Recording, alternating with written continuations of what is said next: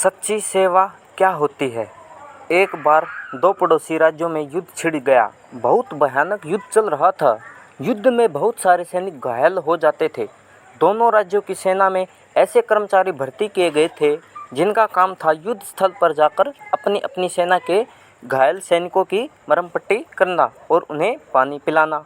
उनमें से एक राज्य की सेना का एक कर्मचारी था भंडवर्ण। युद्ध स्थल पर जाता और घायल सैनिकों को पानी पिलाता और उनकी मरहम पट्टी करता। उसे जो भी घायल सैनिक नज़र आता, चाहे वह उसकी अपनी सेना का हो या विरोधी राज्य की सेना का हो, उसकी सेवा करता।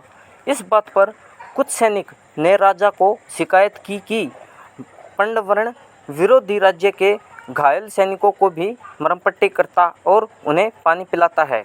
राजा ने उसे तुरंत बुलाया और उससे पूछा, पंडवर्ण, तुम्हें घायल सैनिक की सेवा के लिए रखा गया है, किंतु तुम तो विरोधी राज्य के सेना के घायल सैनिकों को भी सेवा कर रहे हो, ऐसा क्यों? पंडवर्ण बोला, महाराज, मेरा कर्म है कि मैं घायलों की सेवा करूं। जब युद्ध स्थल पर जाता हूं तो मुझे सिर्फ दर्द से कहारते हुए घायल मानव नज़र आते हैं। मुझे उनमें अपना या विरोधी नज़र नहीं आता। मुझे सिर्फ अपना कर्म याद रहता है, इसलिए मैं हर घायल की सेवा करता हूँ। पंडवर्ण की बात सुनकर राजा ने उसे गले से लगा लिया और कहा, पंडवर्ण, तुम सच्चे सेवक हो।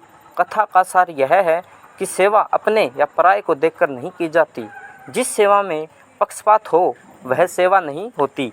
संपूर्ण मानव जाति की एक दृष्टि से सेवा ही सच्ची सेवा है। वह सहज, दयावश और मानवता के नाते ही की जानी चाहिए। धन्यवाद दोस्तों, हमारी वीडियो को पूरा देखने के लिए प्लीज़